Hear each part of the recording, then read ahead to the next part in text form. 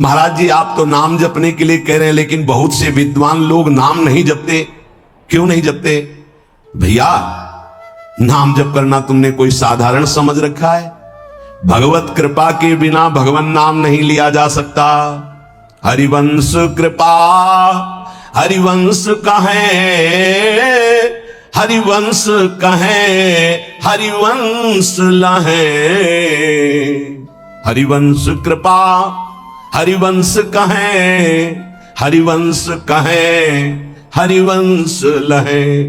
हरिवंश की कृपा से श्री हरिवंश, जो श्री हरिवंश कहते हैं उनको हरिवंश की प्राप्ति होती है। अर्थात वृंदावन में विराजमान सहचरियों के मध्य में श्यामा श्याम हा हरि रा राधा बा वृंदावन सा सहचरी, उनकी प्राप्ति होती है। हम राधा राधा बोल रहे तो किशोरी जी बुलवा रहे इसलिए बोल रहे, कृष्ण कृष्ण बोल रहे तो जेई कृष्ण ते नाम, मानो साक्षात भगवान कृष्ण नाम से स्फुरित हो रहे, साक्षात प्रिया जो राधा नाम से हमारी जिह्वा में विराजमान। तो ये जरूरी थोड़ी है कि विद्वान है तो भगवत कृपा पात्र ही है। भगवान नाम भगवत कृपा पात्र जन जपते हैं। भगवत कृपा के बिना नाम नहीं निकल सकता जिह्वा से। देख रहे हैं नेत्र कहते हैं, दूसरे होते हैं बुद्धि में नेत्र और तीसरे होते हैं हृदय में नेत्र, जिनसे संसार देखा जाता है, विषय देखा जाता है, स्वप्न देखा जाता है, जागृत देखा जाता है। ये नेत्रेंद्रिय से देखा जाता है। इससे ना आप किसी महात्मा की स्थिति को देख सकते हैं, ना भगवत स्थिति को देख सकते हैं। ये केवल माया को देखने वाले नेत्र हैं जो सबके पास हैं। चक्षु इंद्रिय, ये इससे आप किसी की स्थिति नहीं देख सकते, इससे आप परमात्मा दर्शन नहीं कर सकते, इससे आप तत्व दर्शन नहीं कर सकते। ये केवल ब्रह्मा के द्वारा रचे हुए नेत्र, ब्रह्मा की रचना को ही देख सकते हैं बस। आगे है बुद्धि नेत्र, ये ज्ञान नेत्र हैं। जब बुद्धि में ज्ञान नेत्र प्रकाशित होता है तो तत्व बोध होता है। और भक्तों के हृदय नेत्र खुलते हैं, ही के नयन निहारी। हृदय के नेत्र जब खुलते हैं तो प्रिया प्रीतम की रूप माधुरी, लीला माधुरी, ये उसके नेत्रों में, इन नेत्रों में झलकते हैं। अंदर के दो नेत्र जब ज्ञान चक्षु खुलते हैं तो सर्वत्र आत्म तत्व का दर्शन करता है, अपने स्वरूप का अनुभव करता है, ब्रह्म तत्व का अनुभव करता है। जब हृदय के नेत्र खुलते हैं तो सर्वत्र चिद चिद लक्षणम सर्वम राधा कृष्णमयम जगत, वो तत्व को राधा कृष्ण के रूप में, जैसे गोस्वामी जी सिया राम में। लेकिन इन नेत्रों से ये दोनों बातें नहीं देखी जा सकती, और इन्हीं नेत्रों से ये दोनों बातें देखी जा सकती हैं जब बुद्धि के नेत्र खुल जाए और हृदय के नेत्र खुल जाए। उपासक हृदय के नेत्र खोलने का प्रयास करें। वो पहले आहार शुद्धि करें, बहुत भोजन शुद्ध। बड़ी कृपा है, आकाशवृत्ति से जीवन चलता है, श्री जी को भोग लग करके मिलता है, परम पवित्र है। अब जो बात करें, पाते समय उपास्य देव के सिवा अन्य कोई विचार नहीं रह जाना चाहिए, ये ध्यान उपासक दे। इसीलिए नाम कीर्तन चला दिया जाता है, चलता है नाम कीर्तन, नाम कीर्तन चला दिया जाता है कि आपका मन किसी विषय का चिंतन न करने पावे, नाम कानों में पड़े और चिंतन नाम का हो। जब हम भोजन के साथ भजन चलाते हैं तो वो भोजन जब पचता है तो नस नस में परम पवित्रता और भजन के परमाणु फैलाता है। अब जैसे आजकल भोजन की प्रथा, जूता मोजा वही शौच में पहन के गए हैं, वही लघुशंका में, और वही होटल में बैठ के वैसे ही जूता मोजा, वही कपड़े, वैसे ही बनाने वाला क्या भाव वाला है, कैसी पवित्रता रखता है, और पाने वाला क्या भाव रखे हैं और कैसी पवित्रता है, इन सब का प्रभाव भोजन पे पड़ता है। अगर भोजन ठीक नहीं तो बुद्धि निर्णय नहीं कर पाएगी ठीक। हृदय के नेत्र खुलने के बाद तो बहुत दूर रही, इन नेत्रों से भी सही नहीं दिखाई देता, गंदा ही दिखाई देने लगता है। इन नेत्रों में गंदगी बढ़ जाती है। जिसकी तरफ देखो तो वासना की दृष्टि से देखो, दोष दृष्टि से देखो, राग द्वेष की दृष्टि से देखो, ब्रह्म दृष्टि भगवत दृष्टि उसकी नहीं आ सकती। ये बहुत जरूरी है। अरे कहीं भागा थोड़ी जा रहा है भोजन, धैर्य पूर्वक चिंतन करते हुए, नाम चल रहा है तो उसी नाम का चिंतन करते हुए। अब जैसे अपने लोग पूर्वाभ्यास तो पद चला लिया, बड़ी सुविधा रहती है। पद, कोई बड़ा पद ले लिया और मानसिक पद गुनगुना भी रहे, चिंतन भी कर रहे, प्रसाद भी पा रहे। कोई पद उठा, बड़ा पद, देखत नौ निकुंज सुन सजनी लागत, प्रथम यथामति प्रणव विहरत दो प्रीतम कुंज। अब जब तक पद पूरा नहीं होगा तो भागेगा नहीं, और भागेगा तो पद नहीं पूरा होगा, पकड़ हो जाएगी। अब पद चल रहा है, प्रसाद पा रहे हैं, तो कभी कभी प्रसाद पाते पाते आंसू चल रहे हैं, प्रसाद पा रहे हैं, पद चल रहा है। अब वो भोजन क्या करेगा? प्रसाद नस नस में जाकर भागवतिक भाव संचरित करेगा। अब आप प्रसाद पा रहे हैं, किसी द्वेषी का चिंतन कर रहे हैं, गुस्सा आ रही, अब नस नस को वो क्रोध से युक्त करने वाली वृत्ति पैदा करेगा। आप प्रसाद पा रहे हैं, कोई काम चिंतन कर रहे हैं, वही प्रभाव आपके अंदर पड़ेगा। हमारी पद्धति रही है प्रसाद पाने की, चाहे जितना पवित्र हो, पर भोजन पाने के पहले हाथ पैर धोए गए, कुल्ला किया गया, पवित्र हो करके फिर वहां बैठ करके पद्धति थी, आसन पीढ़ा चटाई बिछा दी गई, पवित्रता पूर्वक बैठे, भोग सामने आया, भगवद अर्पित प्रसाद है तो जय जयकार और कीर्तन करके पा रहे हैं।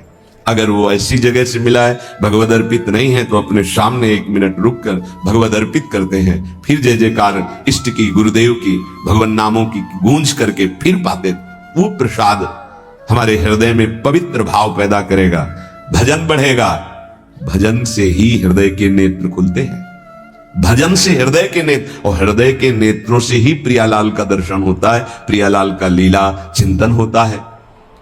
जो अपनी नस नस में नाम, पवित्रता, भक्ति, ज्ञान, तो भोजन में बहुत सावधान रहिए। ये 24 घंटे के लिए हमारे विचारों को अपवित्र या पवित्र करेगा भोजन। अगर अशुद्ध भोजन हो गया तो 2-3 दिन तक तो विक्षेप पड़ेगा ही। अगर बहुत ही निषिद्ध भोजन हो गया तो हो सकता है कि भजन भी रुक जाए, विक्षेप क्या रुक जाए, ऐसा भोजन होता है। भोजन बहुत संभाल के, भले भूखा रहना पड़े तो अच्छा है 1-2 दिन, पर ऐसा भोजन ना होने पावे जो हमारे भजन को क्षीण करे। प्रायः जब श्री जी की शरणागति दीक्षा दी जाती है यहां, तो पहला कि तुम्हें 11 माला गुरु मंत्र के तो करने ही हैं, दूसरा 12 पद चतुरासी जी के पढ़ने ही हैं पक्का, तीसरा तुम्हें उस रसोई से कभी भोजन नहीं पाना है जिसमें मांस बना है, जिसमें मांस रांधा गया है। भले तुमको वहां दाल रोटी खीर और ये सब बना के दे, पर वो सात्विक भोजन नहीं होगा, वो राक्षसी भोजन होगा, क्योंकि वो रसोई अपवित्र है, उसके पात्र पवित्र। ये दीक्षा का समय दिया जाता है। चौथा, जो तुम्हारे उपासना की, इष्ट की, गुरुदेव की, संतों की, भगवत स्वरूपों की निंदा करे, वो चाहे रिश्तेदार, नातेदार, चाहे कोई भी हो, हम उससे संभाषण बैठकर नहीं करेंगे, कान में उंगली डालकर राधा राधा बोलकर चले जाएंगे। ये दीक्षा के समय शिक्षा दी जाती है। यदि आप अपने कुसंग को नहीं त्याग सके, भोजन का सुधार नहीं कर सके, तो भजन में रुचि नहीं होगी। ध्यान रखना, हम जैसा अन्न पाते हैं वैसा मन बनता है, जैसा मन होता है वैसे ही चिंतन होता है। हमें हृदय के नेत्र खोलने हैं तो हमें आहार पवित्र करना है, पवित्र आहार पवित्र चिंतन के साथ हमें पाना है। ऐसे जल्दीबाजी नहीं, जल्दीबाजी तो हम नहीं पा रहे हैं, जब हमें समय होगा पा लेंगे। कोई प्राण थोड़ी निकल जाएंगे, एक बार में पाएंगे, एक दिन ना पाएंगे, नहीं निकलते। कई कई दिन भोजन न पाने पर भी ऐसा नहीं होता कि प्राण निकल गए। बड़ी सामर्थ्य है, प्रभु ने सामर्थ्य दी है। उपासक सावधान रहे, कहीं प्रसाद पाते समय कोई ऐसा दृश्य, ऐसी वार्ता न कर बैठे जो भजन में बड़ी हानि पैदा कर दे। जैसे आप मोबाइल रख लिए तो आप ऐसे दृश्य देख रहे हो जो आपका सर्वनाश करने वाले हो, भोजन पा रहे हो, तो आप निश्चित समझ लेना, निश्चित भ्रष्ट हो जाओगे, आगे नहीं बढ़ पाओगे, गिर जाओगे। भोजन के समय यदि आपका मन पद में नहीं लग रहा, भजन में नहीं लग रहा, तो जैसे यंत्र है आपके पास तो चतुरासी जी लगा दीजिए, सत्संग लगा दीजिए, आपका चिंतन बनना चाहिए भागवती, कोई गलत चिंतन नहीं। और अगर कोई पास बैठा है तो वार्ता नहीं होनी चाहिए। भोजन के समय वार्ता निषेध है, वो वार्ता का समय नहीं, वो एकाग्रता पूर्वक पूरे 24 घंटे के लिए हम अपने विचार पावन करने के लिए बिल्कुल मौन होकर के भगवत चिंतन या भगवत श्रवण करते हुए प्रसाद पाएं। आप सब आज से ये नियम ले ले, केवल परोसने वाले की आवाज सुनाई देनी चाहिए। श्री जी का प्रसाद जो आप परोस रहे हैं उसका उच्चारण करते हुए आपको प्रसाद, रोटी प्रसाद चाहिए तो वो पूछ सकते हैं। इसके अलावा पाने वाले की आवाज बस जी दे दीजिए, इससे ज्यादा कोई शब्द नहीं आना चाहिए। देखो, अगर प्रार्थना मानोगे तो आप आगे परमार्थ में बढ़ोगे। जो प्रसाद पाने का समय है वो बहुत 24 घंटे के भजन के लिए बहुत कीमती बात है। अगर उस समय आपका कोई प्रपंच वार्ता, कोई लौकिक वार्ता, राग द्वेष वार्ता बिल्कुल नहीं, मौन आज से नियम रख लो। दे दीजिए ये शब्द उच्चारण और ले लीजिए प्रसाद ये शब्द, इसके अलावा और कोई शब्द नहीं होना चाहिए। अगर आप हमारी प्रार्थना नहीं मानते हैं तो ये अपराध होगा, आज्ञा का उल्लंघन होगा और वो आपके लिए बहुत ही हानिकारक होगा, जो आपकी बुद्धि को क्षय करेगा। इसलिए प्रार्थना है, आप प्रसाद पाते समय सब मौन का आश्रय, केवल स्वीकृति हाँ दे दीजिए और प्रसाद बांटने का जो उच्चारण है या अमुक प्रसाद ले लीजिए। बस इस नाम कीर्तन चलता है, नाम कीर्तन सुनिए, या आपकी क्षमता है तो उस समय नाम जप करते हुए प्रसाद पाइए। जिस जगह पर संत सेवा होती है, नाम कीर्तन होता है, ठाकुर सेवा होती है और परस्पर बैठ करके भगवत वार्ता होती है, उस जगह सारे तीर्थ अपने आप आ जाते हैं। वहां वास करने वाले को किसी तीर्थ जाए या ना जाए, कहीं भी, संपूर्ण भुवन की बात कर रहे हैं, जिस घर में, जिस कुटिया में, जिस जगह में, जिस स्थान में नाम कीर्तन होता है, भगवत गुण कीर्तन होता है, साधु सेवा होती है, ठाकुर सेवा होती है, सारे तीर्थ स्वयं आकर वहां वास करने लगते हैं। तीर्थ क्या, तीर्थाधिपति, तीर्थपाद भगवान वास करते हैं।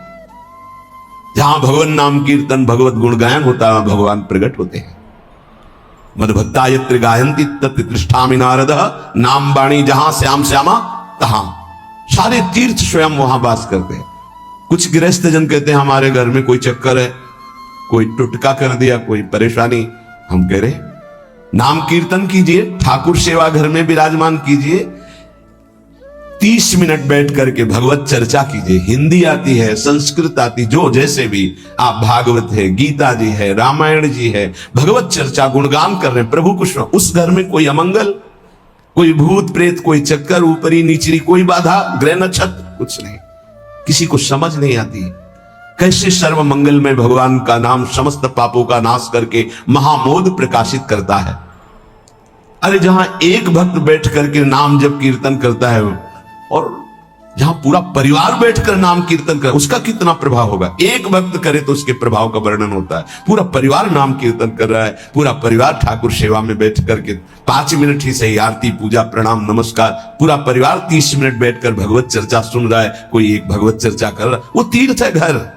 फिर ये तो परम धाम है, यहां तो महामोद मंगल में है, यहां तो अखंड नाम कीर्तन भगवत चर्चा सब चलती रहती है। आपको सावधान रहना, जो एक बार आदेश हो जाए उसका उल्लंघन ठीक नहीं है और उसको तत्काल लागू किया जाए। अगर नहीं किया जाता तो उसे प्रमाद स्थिति कहते हैं और फिर बुद्धि भ्रष्ट हो जाती है। कोई भी, चाहे वो साध्वी हो या उपासक हो, साधु हो, आज्ञा का उल्लंघन करने का स्वभाव ना डाले, नहीं तो प्रमाद स्थिति घसीट ले जाएगी। आज से जहां प्रसाद पाना प्रारंभ होता है और प्रसाद आचमन करने तक मौन, फिर हमें वार्ता ही किसी से करनी। प्रसाद पाने के समय वार्ता, ये तो हमें बात समझ में ही नहीं आई। उस समय कौन सी संगोष्ठी होती है, उस समय कौन सा प्रसंग होता है प्रिया प्रीतम के लीला चरित्र का। उस समय तो हम प्रसाद का स्वाद लेते हैं, उच्छिष्टामृत भुक्त वैव, प्यारी जो ने पाया है, और नाम कीर्तन करते हैं। तो हमारे हृदय के नेत्र खुलेंगे, तभी तो हमारी भजन में रुचि बढ़ेगी। जब हमारा प्रसाद पाते समय भजन होगा, बहुत ध्यान देने की बात है ये। अगर प्रसाद पाते समय प्रपंच, तो 24 घंटे प्रपंच चिंतन चलेगा। अगर प्रसाद पाते समय राग द्वेष की चर्चा, काम क्रोध की वार्ता, तो हृदय मलिन हो जाएगा। हम प्रसाद पाते हैं पवित्रता के लिए, प्राण पोषण के लिए, तो प्राण पोषण और पवित्रता दोनों होगी भगवत चिंतन से। केवल प्राण पोषण हुआ, बुद्धि अपवित्र हो गई तो फायदा क्या। जो नाम जप करता है उसको कभी ये चिंता नहीं करनी कि अब हमारे जो पूर्व पाप हैं वो कैसे नष्ट होंगे। वज्रम पापमही भृताम, जैसे पर्वत को चूर चूर करने के लिए देवराज इंद्र जब वज्र का प्रहार करते हैं तो वो धूल हो जाता है, ऐसे पहाड़ जैसे भी पाप हो और नाम जप कर रहे तो नाम जप क्या करता है, वज्र के समान उस पहाड़ जैसे पाप पर टूट पड़ता है और उसे धूल धूसरित कर देता है। वज्रम पापमही भृताम, हमें नाम पर ध्यान देना है। कैसे नाम जब छूट जाता है उपासक होकर भगवत प्राप्ति का लक्ष्य बना के, और तुम्हें चैन है, इसका मतलब है आपका लक्ष्य अभी भजन भगवत प्राप्ति नहीं बना। नहीं तो चैन के तद विस्मरणेन परम व्याकुलते थी। भगवद्रोद्रेकस्य सिद्धौषधम,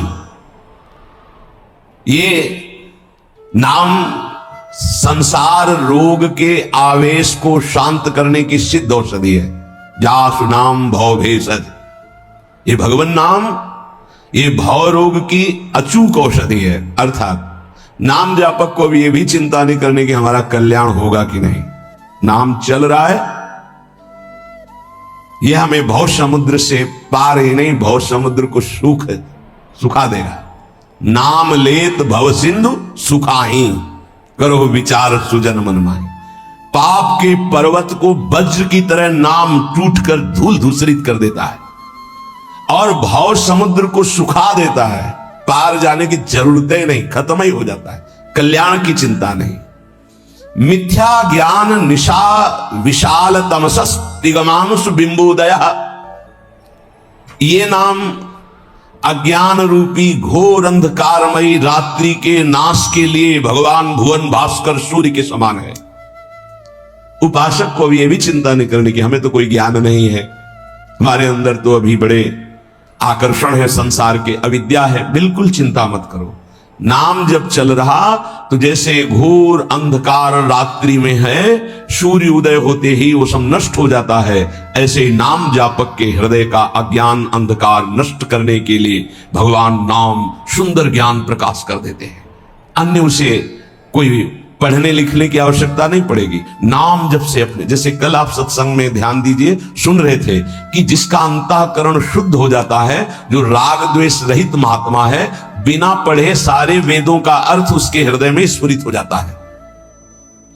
मिथ्या ज्ञान निशा विशाल तमसस तिगमांश बिंबोदय, अज्ञान रात्रि के घनीभूत अंधकार के नाश के लिए प्रभु का नाम सूर्य के समान है।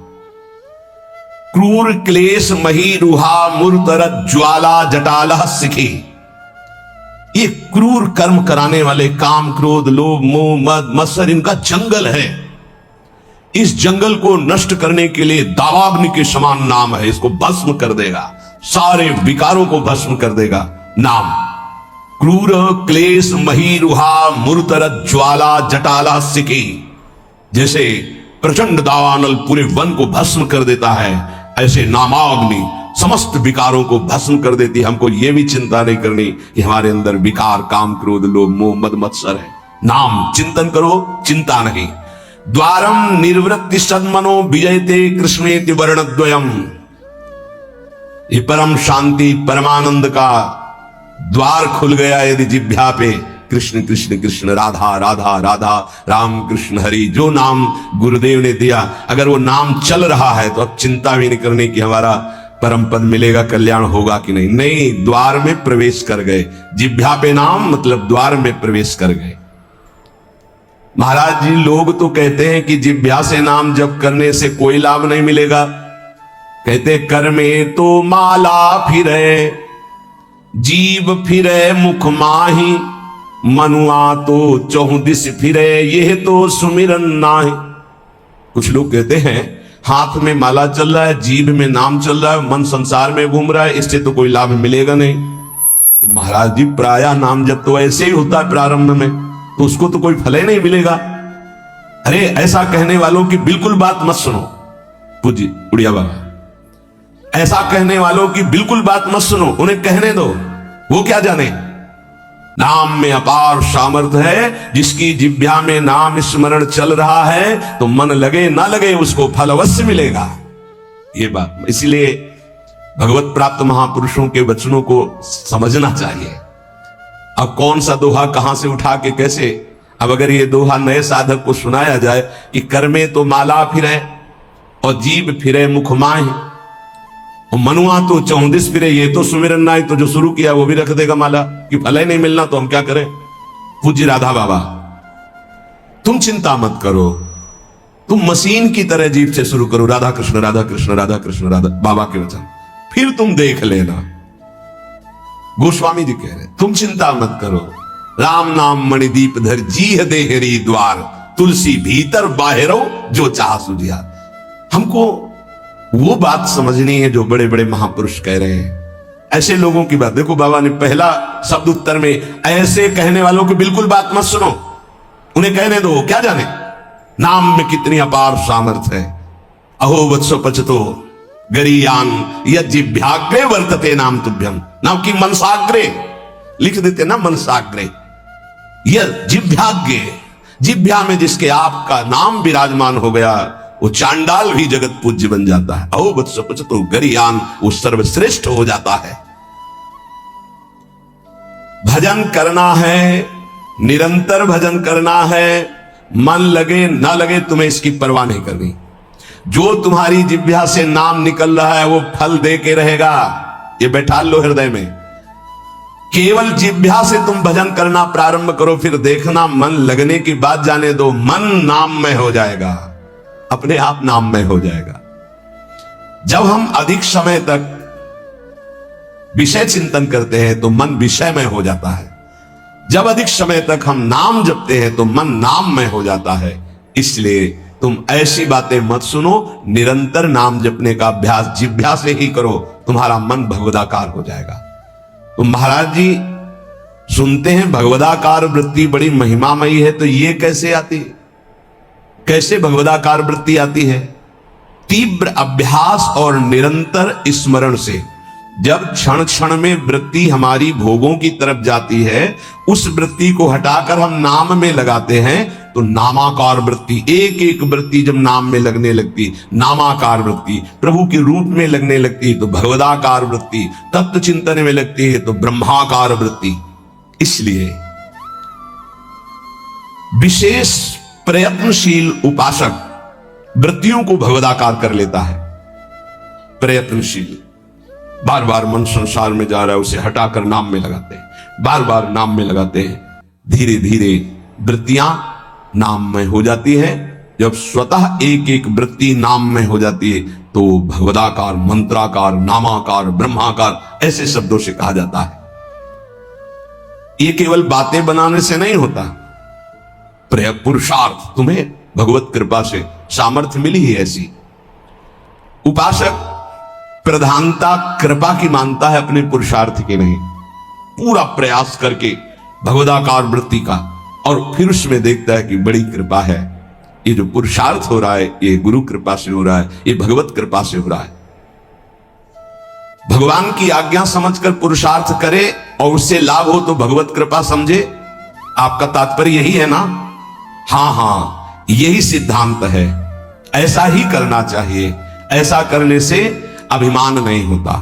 क्या कि प्रभु की आज्ञा है कि मनुष्य जन्म में भगवत प्राप्ति करे, गुरु की आज्ञा है कि इस उपासना के करने से भगवत प्राप्ति होती। तो हमें जितना पुरुषार्थ मिला है, सामर्थ्य मिली, हम पूरी सामर्थ्य लगाकर साधना करते हैं, नाम जप करते हैं, पर हम ये देखते हैं कि ये सब भगवत कृपा से हो रहा है। प्रभु की कृपा से ही हमारी भजन मार्ग में रुचि हुई, भजन बना, पुरुषार्थ बना, इस सब कृपा से। तो अभिमान नहीं आएगा, वो पहुंच जाएगा। ऐसे मन को प्रभु में लगाने के लिए जहां मन जाए, और जाना कि गया, इतना सावधान साधक होना, गया वो तत्काल आ जाएगा, उसको बुलाना नहीं पड़ेगा, वो तत्काल लग जाएगा। राधा वल्लभ श्री हरिवंश, राधा वल्लभ श्री हरिवंश, राधा वल्लभ। हो सकता है 5 बार न कह पाओ, फिर भाग जाए, फिर उसे लाना है। इसे कहते हैं अभ्यास योग। अभ्यास योग युक्तेन चेतसा नान्यगामिना। एक दिन ऐसा आएगा नान्यगामिना, ये जाएगा ही नहीं, ये नहीं जाएगा। फिर दिव्य शाश्वत परम पुरुष की प्राप्ति इसी से हो जाएगी। तीसरा, हमारे मन में जो सही स्फुरणाएं हो रहे हैं उसका सपोर्ट जरूरी है। विरोध से ही मन केवल काबू में नहीं होता है, सपोर्ट जरूरी है। अब सपोर्ट शब्द से कितना मन प्रसन्न हो रहा है, हर्षित हो रहा है, उस बात का सपोर्ट जो गुरुवाणी, शास्त्र, संतजनों की वाणी, उसके अनुकूल वो बोल रहा है। चलो आज हम तुम्हारी बात पूर्ण कर देते हैं। वो कहता है मुझे आज मीठा खाने की बहुत इच्छा है, ठीक है, हम श्री जी को भोग पधराते हैं, नाम कीर्तन करते हैं, आचमन कराते हैं, फिर उसको पा लेते हैं। बिल्कुल वो आपको भजन में विरोधी भाव नहीं पैदा करेगा। कहीं कहीं मन को सपोर्ट करना है, वो कहीं कहीं शास्त्र सम्मत गुरु आज्ञा के अंतर्गत सपोर्ट जरूरी है, जरूरी है। बिल्कुल विश्वास मानिए, ये चार बातें जो बता रहे हैं ये जीवन की धरोहर है जो आपको दे रहे हैं। चौथी बात, जो शास्त्र विरुद्ध दोष वाली सलाह दे रहा है, बिल्कुल नहीं, बिल्कुल नहीं, बिल्कुल नहीं। जैसे वो जरूरी है सपोर्ट, ऐसे बिल्कुल सपोर्ट नहीं, बिल्कुल सपोर्ट नहीं, बिल्कुल नहीं। अब वो आपको जलाएगा। जैसे सपोर्ट शब्द से हर्षित हो गया, ऐसे बिल्कुल नहीं शब्द से वो शोकित हो जाएगा। अब आपको उदास कर देगा। जब उदास वो होगा तो आप उदास हो जाएंगे, कहीं मन नहीं लगेगा। आपको लगता है अब तो जीवन बेकार हो गया। तो मन लगना ही जीवन है क्या? अरे अभी आप समझे नहीं। सोहम तवै वाश्रितः, मैं प्रियालाल के आश्रित हूं। तो तन वांग मनोभीर, अगर ये नहीं लग पा रहे हैं तो मैं स्वयं प्रियालाल के आश्रित हूं। ये मुझे कैसे भ्रष्ट कर सकता है? तन वांग मनोभीर, शरीर, वाणी और मन, ये हम समर्पित कर रहे हैं। तो शरीर, वाणी, मन, ये तीनों धोखा दे रहे हैं। शरीर बीमार हो गया है, जबान खराब हो गई है, मन गलत चिंतन करा रहा, तो हमारा बाल बांका भी नहीं कर सकता, क्योंकि सोहम तवै वाश्रिता, मैं स्वयं प्रियाजू की शरण में हूं। उपासक देखो देखो जरा, इस पर विचार करो। क्या शरीर को त्याग देने से परम पद मिल जाएगा? दुखों की निवृत्ति हो जाएगी? क्या निर्विकारता आ जाएगी? नहीं। ऐसे शरीर को नष्ट करने वाले को प्रेत योनि मिलती है। प्रेत योनि महाभयानक कष्टदायी, जिसमें वो दरिया के समीप रहते हुए बूंद पानी नहीं पी सकता, केवल वायु भक्षण करके वो जलता रहता है। कितने समय तक इसकी कोई सीमा नहीं है, युग युग बीत सकते हैं। ये मन जिसको तुमने अपना माना, कितनी दुर्गति का रास्ता चयन करा दिया। उपासक मस्ती सीखे। अरे चाहे गृहस्थ हो या विरक्त हो, भगवत आश्रित मस्त रहना सीखो। सदा रहो अलमस्त, नाम की धुन में हो जा मत वाला। निरंतर नाम, क्या फर्क पड़ता है मन सही है या गलत, क्या फर्क पड़ता है? क्यों? क्योंकि मैं स्वयं प्रभु के आश्रित हूं। मैं सच्चिदानंद का सच्चिदानंद अंश हूं। ना मैं कभी दूषित था, न दूषित हूं, न दूषित रहूंगा, और ना सृष्टि में किसी की सामर्थ्य है कि मुझे दूषित कर सके। इंद्रियां दूषित हो सकती हैं, मन दूषित हो सकता है, क्रिया दूषित हो सकती है। अब हम प्रभु के बल से इन इंद्रिय, मन और शरीर के दोषों का नाश करूंगा, ना कि इनके अनुसार चलूंगा। ये उपासक का स्वरूप है। व्यथा इंद्रिय प्रमथन स्वभाव वाली, मनुष्य प्रमथन स्वभाव वाला, इनके मथित होने पर, मनमथ नाम है काम का, वो इनमें बैठ करके ऐसा प्रमथन करता है, ऐसी व्यथा उत्पन्न करता है कि साधक का तदात्म भाव होने के कारण वो असहनीय हो जाता है और वो गलत संकल्प और चेष्टा में उतर जाता है। इसी को सह गया सो महापुरुष। यम ही न व्यथयन्ते ते पुरुषम पुरुषर्षभ। हे पुरुषों में श्रेष्ठ अर्जुन, अर्थात वो पुरुषों में श्रेष्ठ पुरुष है जो प्राप्त व्यथा को सह जाता है। इंद्रिय मन के द्वारा विकारात्मक पीड़ा को बिना किसी से राग द्वेष की चुपचाप सह गया, ये भगवान की विशेष कृपा उस पर। हमारा मन क्या बुद्धि के साथ सोचवाता है, कि जब हमें जो काम सताया, लोभ मोह ममता जो भी, हमें वो तत्काल मिल गया और हम शांत हो गए तो सौभाग्य समझते हैं। दुर्भाग्य है उस उपासक का जो चाहे और उसको प्राप्त हो जाए, दुर्भाग्य है उसका। सौभाग्यशाली वो है जो चाहे और ना मिले और जलता हुआ सह गया, उसे वो चीज मिलेगी जो त्रिभुवन में किसी को किसी साधना से नहीं मिलती। यम ही न व्यथ्यन्ते ते पुरुषम पुरुषर्षभ शम दुखा सुखाधीरम स्वमृतत्वाय कल्पते। वो अमृत पद का अधिकारी हो गया, वो अमर हो गया, अविनाशी हो गया, वो अविनाशी पद में आरूढ़ हो गया जो इस व्यथा को सह गया। व्यथा को सहने वाला वही होता है जो व्यथा का दृष्टा बनता है, भोगता नहीं। तुम दृष्टा हो, बात समझिए। आप आपने देखा आपका मन गलत चाह कर रहा है, ये आपने देखा, आप में नहीं है, मन में है। पर कहने को होता है कि मेरे मन में दोष आ गया, लेकिन मेरे मन में नहीं, वो मेरे में आ गया, मैंने स्वीकार कर लिया। यही दुर्दशा है माया के द्वारा की गई। इसी का नाम जड़ चेतन ग्रंथि है। यही चिज्जड़ ग्रंथि है जिसका नाश करते हैं वेदांत के द्वारा, भक्ति के द्वारा, योग के द्वारा, कर्म योग के द्वारा, सत्संग के द्वारा, शास्त्र स्वाध्याय के द्वारा। आपको विविध शास्त्रों का सार 5 मिनट में मिल गया। जो जीवन भर प्रयोग किया गया शास्त्र स्वाध्याय करके संतों की कृपा से, वो 5 मिनट में मिल गया। अगर इसे स्वीकार कर लें तो बहुत जल्दी आप महात्मा बन जाएंगे, चाहे गृहस्थ में हो या विरक्त में। महात्मा का संबोधन स्थिति से है, बाहरी किसी पद पदवी से नहीं। स्थिति होती है, उसे महात्मा कहते हैं।